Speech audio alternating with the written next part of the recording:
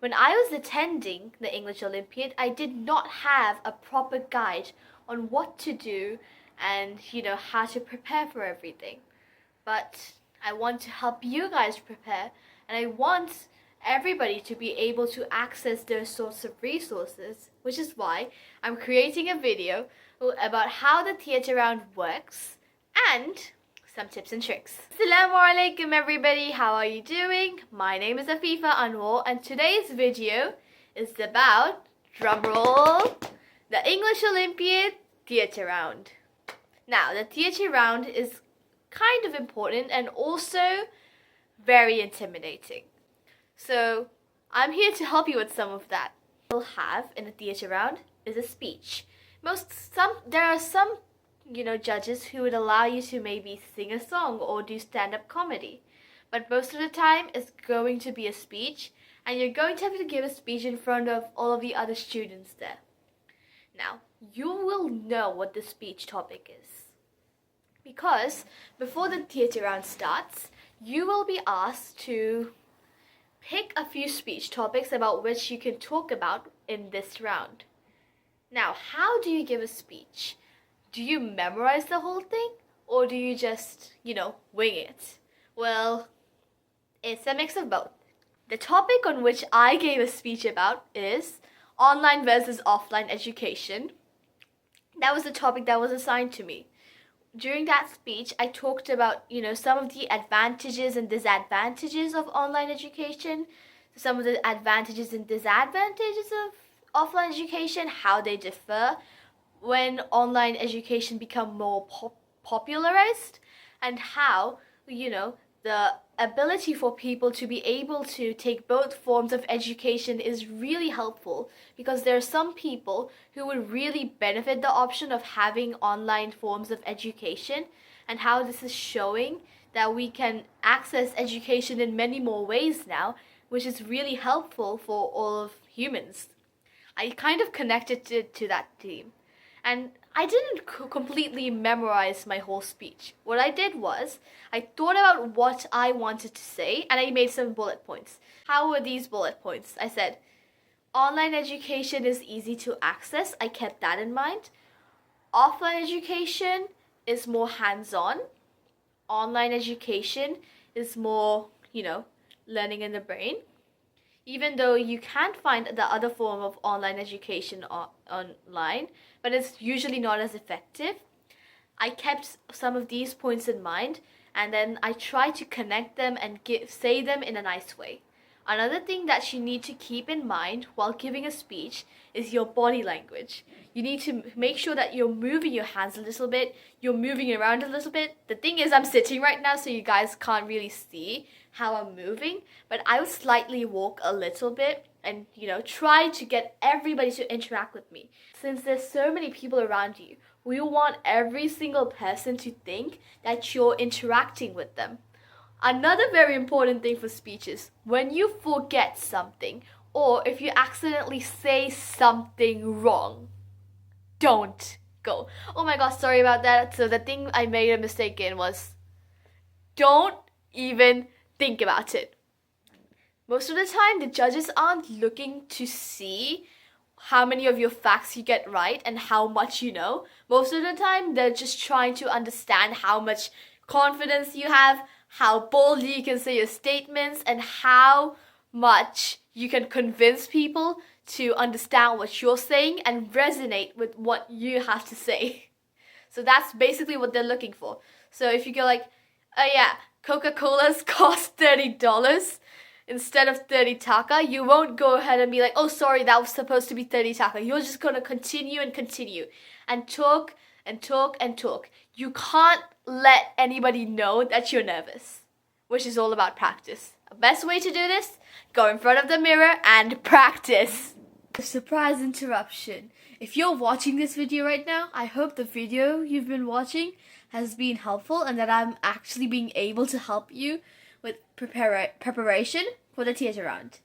But if you want even better preparation, you can join my free weekly workshop, which I plan on starting in 1 or 2 weeks. If you want to know more, comment down below, share this video, and or message me privately. I'll respond to everybody. So, first performance is the speech.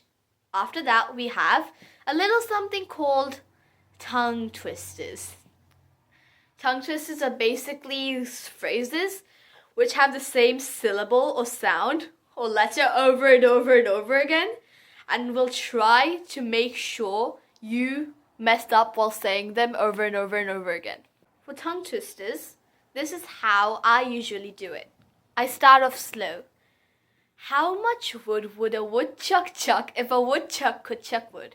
He would as much as he could and chuck as much wood as a woodchuck would if a woodchuck could chuck wood.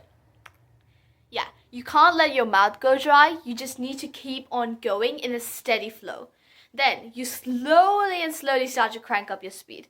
How much wood would a woodchuck chuck? A woodchuck could chuck wood. He would and chuck as much wood as a woodchuck could. A woodchuck could chuck wood. How much wood would a woodchuck chuck? A woodchuck could chuck wood. He would as much as he could and chuck as much wood as a woodchuck could. A woodchuck could chuck wood. How much wood would a woodchuck chuck? A woodchuck could chuck wood. He would as much as he could and chuck as much wood as a woodchuck could. A woodchuck could chuck wood. How much wood would a woodchuck chuck? A woodchuck could chuck wood. He would. Oh my gosh! At the very end, sometimes you will stutter, but that's completely fine. I don't have a lot of practice in tongue twisters because I haven't been, practicing English Olympiad stuff for a long time. So I kind of have some flaws too. But you don't have to go as fast as I try to in the very last part. If you stutter and if you're having problems in saying certain syllables, that's not a problem. Tongue twisters don't really matter that much. They're just trying to see how much fluency you have while talking in a fast manner. Now, anyways, I'm gonna try this one once again, just for fun. How much would a woodchuck chuck? A woodchuck could chuck wood. He would as much as he could and chuck as much wood. A woodchuck could chuck wood. Damn. That's what happens when you don't have practice for a long time. Spelling. This part is not worth that much, but I still want to mention it because it can kind of help you though. I won't tell you that you need to go ahead and memorize a bunch of words and practice all of those spellings, because spelling is not really the most important thing ever since it doesn't matter that much, but you don't want to lose those points either. What I would suggest for spelling is to think of the word. For example, if I say accommodation, I'm the judge, I'm just going to spell the word accommodation. Now, before being like, oh, I know that word, I should spell it immediately. Huh? How about you slow down and ask of the meaning? What if the word was accompany and not accommodation and you just misheard it? If you understand the meaning, you'll be sure of what word it is. Then you spell it slowly. Don't try to be fast and stuff, thinking you're cool or everything. Just go slowly, one letter at a time, crossing every single one off in your mind. Accommodation. ACCOMEN.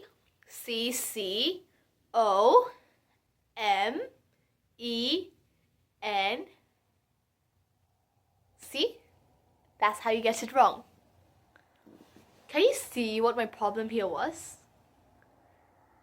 I was clearly thinking about something else. You know what I was thinking about? While I was talking, I was spelling this, I was thinking about how I was gonna describe all of the other rounds, and I think that was kind of obvious. I was thinking instead of how I can show you that, instead of actually spelling. This is how you should think. You take a deep breath, and then you start spelling slowly. Accommodation. ACCOMODATION.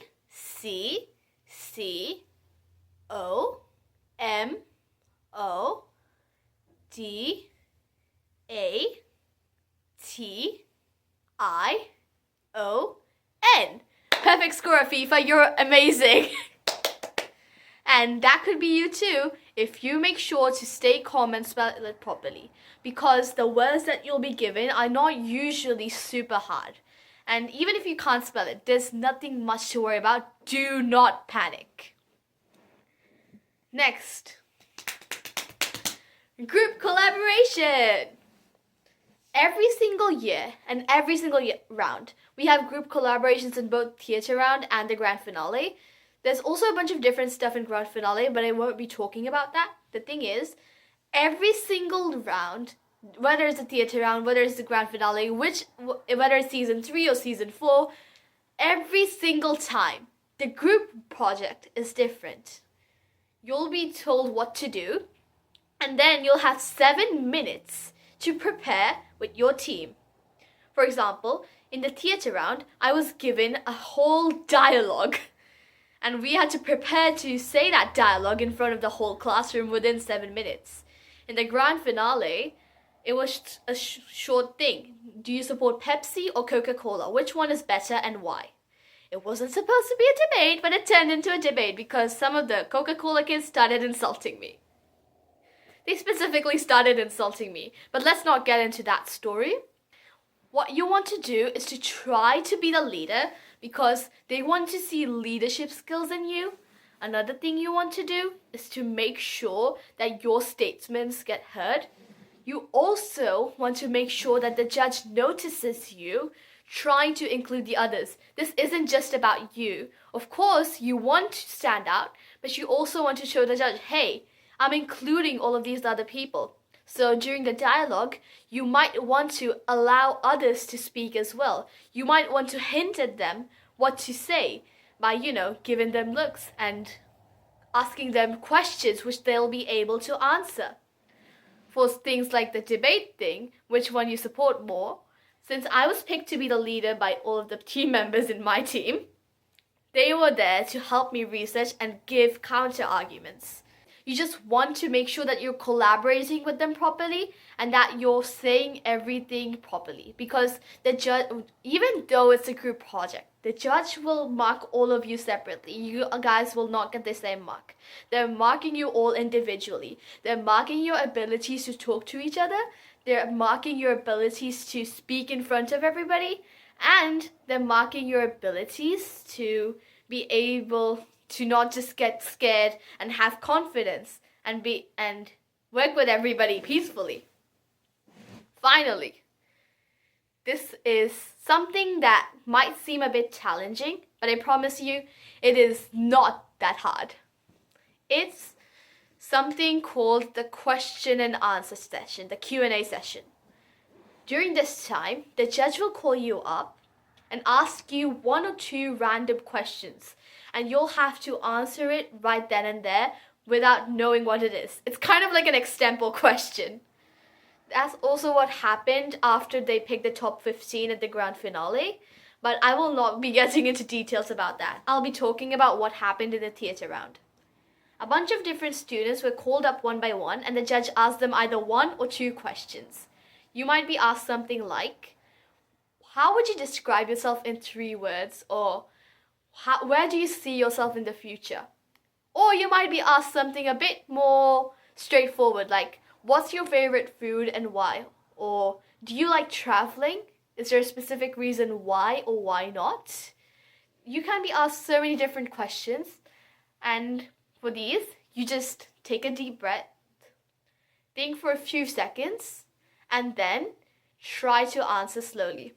And of course, before answering, you obviously put in some filler words, but don't go like, oh my God, Judge, thank you so much.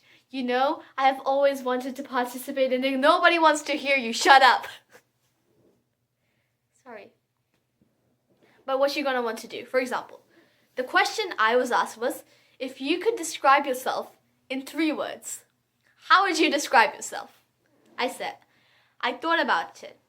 Whenever people see me, what do they think about? They think of me as talkative and loud and confident. They think of me as kind, outgoing, and honest. And they think of me as, having a very specific mindset. I have a very specific mindset. I'm ready to help people, and I think of everything in a very certain way. So I just thought about those. How can I answer this? But I didn't answer immediately after you asked. I took a few seconds. I thought about my first point, and I started talking about my first point while thinking about my second point. I thought about the confidence thing first, and I started, well, thank you for your question, Judge.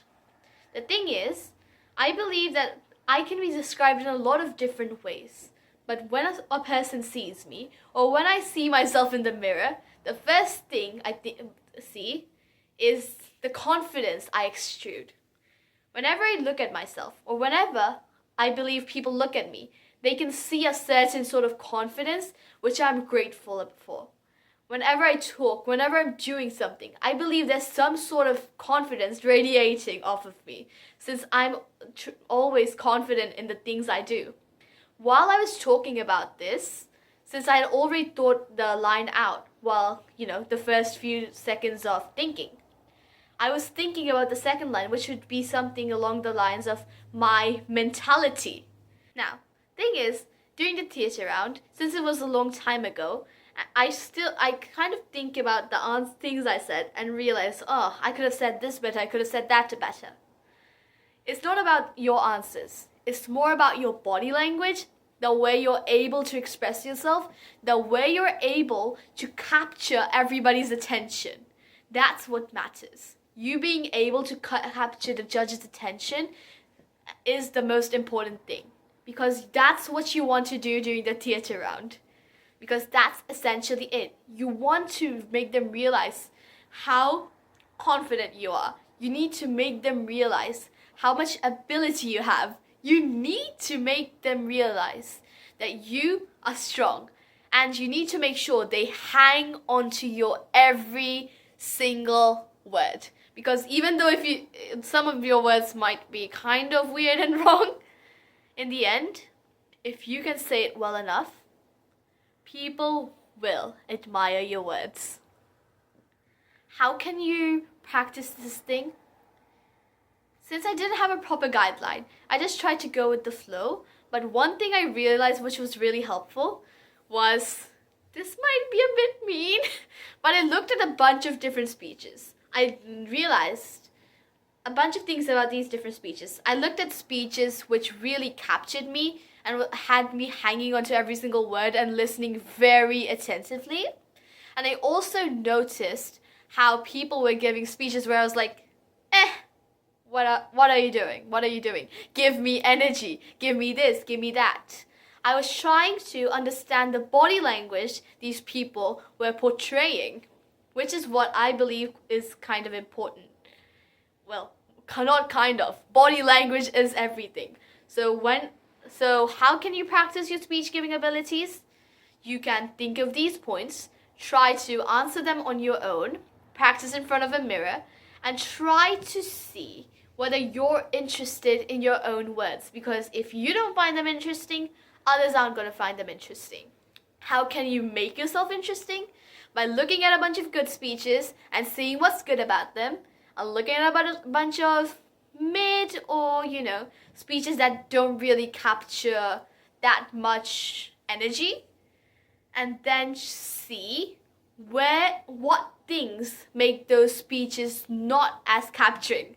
That's all there is to it. I hope you all will do well on the theatre round. And if you haven't, got the chance to go to the theatre round, that's completely fine too. It's all about your own journey and your ability to speak in front of a crowd. I hope you all have a nice day. Bye!